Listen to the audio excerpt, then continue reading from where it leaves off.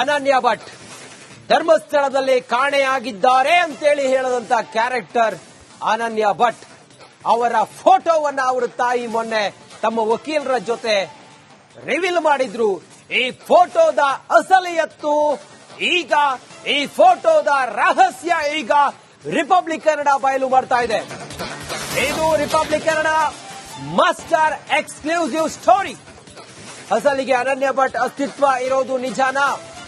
ಅನನ್ಯ ಭಟ್ ಫೋಟೋ ಮರ್ಮವನ್ನ ನಾವು ಎಳೆ ಎಳೆಯಾಗಿ ತೆರೆದಿಡ್ತಾ ಇದ್ದೀವಿ. ಯಾರಿವರು ಫೋಟೋದಲ್ಲಿ ಇರುವಂತಹ ಯುವತಿ? ಅನನ್ಯ ಭಟ್ ಅಂತ ಹೇಳಿದ್ರೆ ಯಾರು?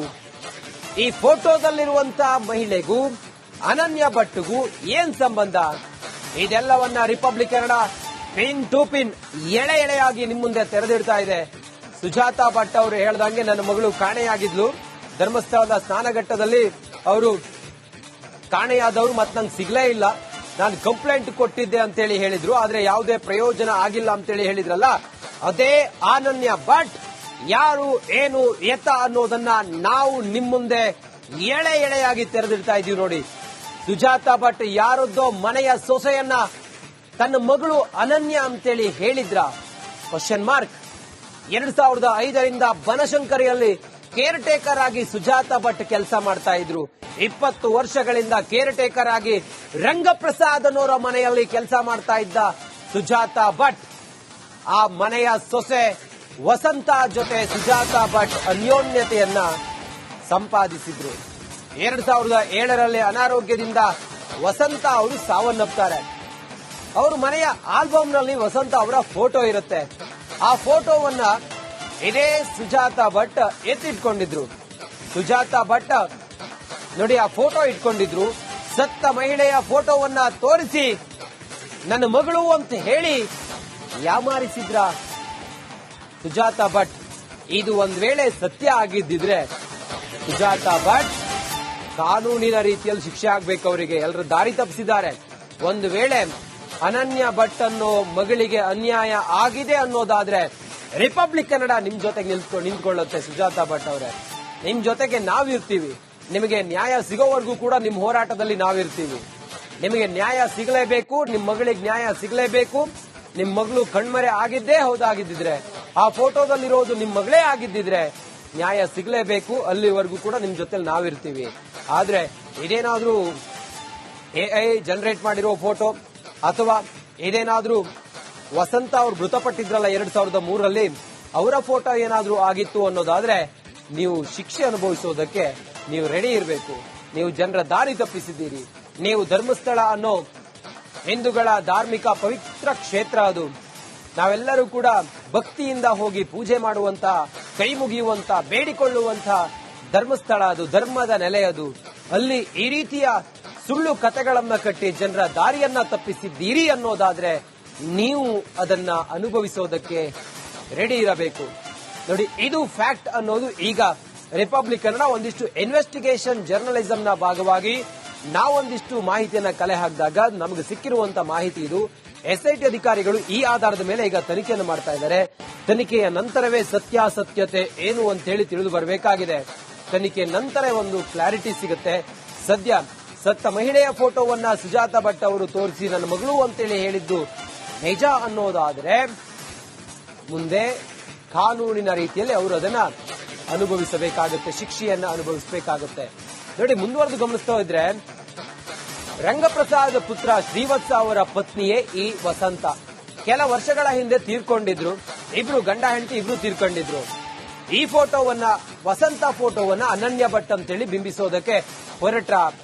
ಇದು ಈಗ ಇರುವಂತ ದೊಡ್ಡ ಪ್ರಶ್ನೆ. ತನಿಖೆ ನಡೀತಾ ಇದೆ.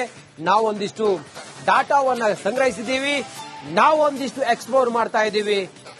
ಇನ್ವೆಸ್ಟಿಗೇಷನ್ ನ ಜರ್ನಲಿಸಂ ಭಾಗವಾಗಿ ನಾವು ಎಳೆ ಎಳೆಯಾಗಿ ತೆರೆದಿಡ್ತಾ ಇದ್ದೀವಿ. ಯಾರಿವರು ಫೋಟೋದಲ್ಲಿ ಇರುವಂತಹ ಯುವತಿ? ಅನನ್ಯ ಭಟ್ ಅಂತ ಹೇಳಿದ್ರೆ ಯಾರು?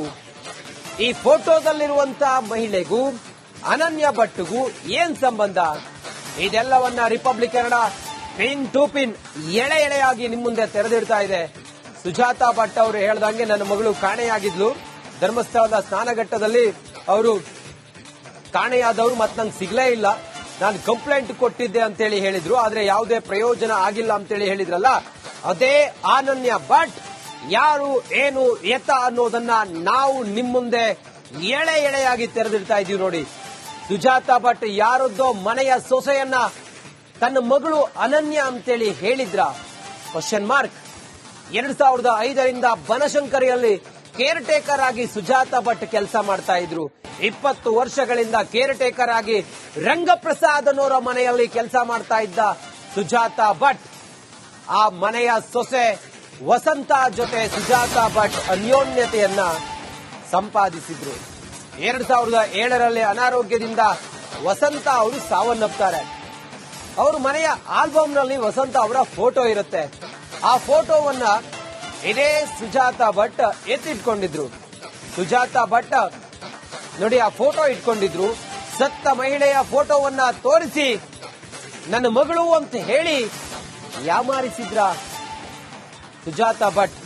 ಇದು ಒಂದ್ ವೇಳೆ ಸತ್ಯ ಆಗಿದ್ದಿದ್ರೆ ಸುಜಾತಾ ಭಟ್ ಕಾನೂನಿನ ರೀತಿಯಲ್ಲಿ ಶಿಕ್ಷೆ ಆಗ್ಬೇಕು. ಅವರಿಗೆ ಎಲ್ಲರೂ ದಾರಿ ತಪ್ಪಿಸಿದ್ದಾರೆ.